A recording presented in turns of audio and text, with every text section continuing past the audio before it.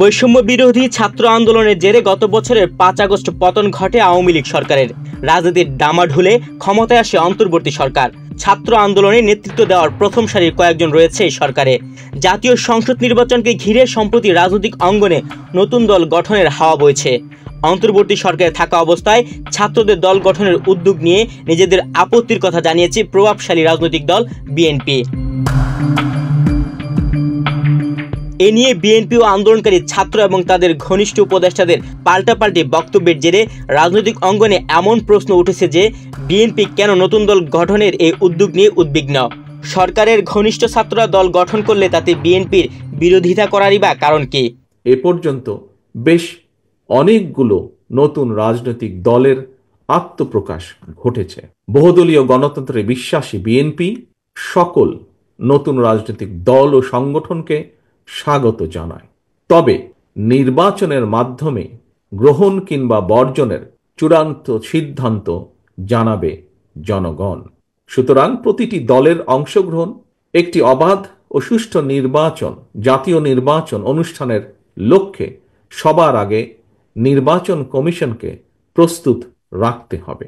দেশে একটি অবাধ এবং সুষ্ঠু নির্বাচন অনুষ্ঠানের জন্য নিরপেক্ষতাই হচ্ছে অন্তর্বর্তীকালীন সরকারের সবচেয়ে বড় পুঁজি। কিন্তু সরকারের নিরপেক্ষতা নিয়ে ইতিমধ্যেই জনমনে সন্দেহ, সংশয় সৃষ্টি হয়েছে। নিজেদের নিরপেক্ষতা বজায় রাখতে আমি বাংলাদেশ জাতীয়তাবাদী দলের পক্ষ থেকে অন্তর্বর্তীকালীন সরকারের প্রতি আরও সতর্কতা অবলম্বনের আহ্বান জানাই।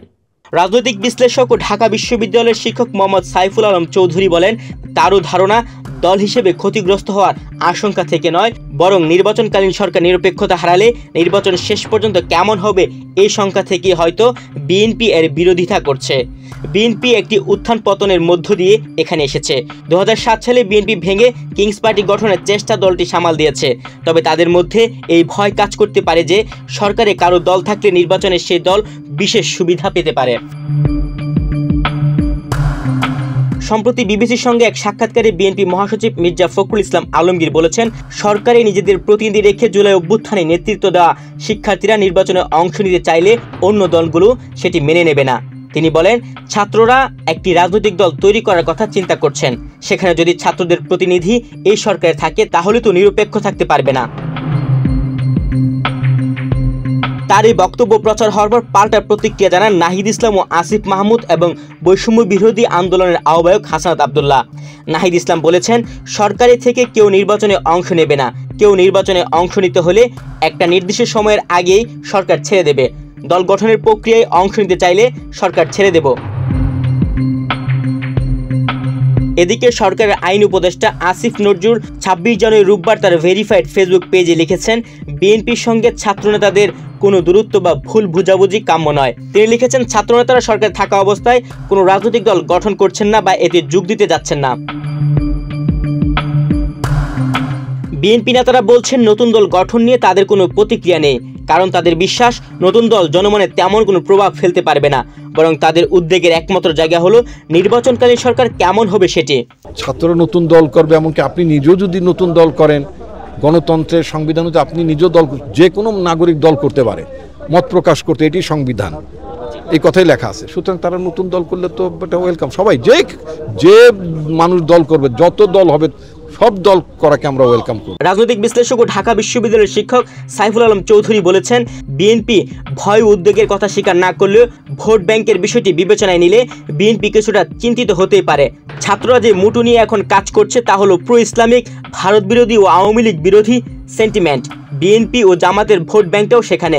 বিএনপি ভাবতে পারে যে ছাত্রদের দল হলে সেটি তাদের ভোট ব্যাংকে প্রভাব ফেলার আশঙ্কা তৈরি করতে পারে।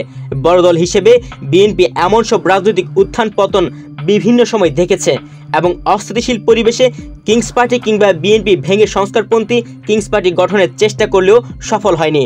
তো ছাত্রদের উচিত হচ্ছে তাদেরকে প্রাথমিক দায়িত্ব হলো পড়াশোনায় মনোনিবেশ করা, তারপরে রাজনৈতিক দল করা। তো এখন সেখানে তারা পড়াশোনাকে বাদ দিয়ে যদি রাজনৈতিক দল করতে চায়, সেখানে কাউকে বাধা দেওয়ার কোনো এখতিয়ার নাই। সুতরাং তারা দল করতেই পারে। এখন কথাটা হচ্ছে রাজনৈতিক দল নিয়ে তারা কি করতে চায় এবং তারা এই দেশটিকে কি পর্যায়ে দেখতে চায় সেটা আমাদেরকে অপেক্ষা করতে হবে। তুহিন ভুঁইয়া, বাংলাদেশ প্রতিদিন।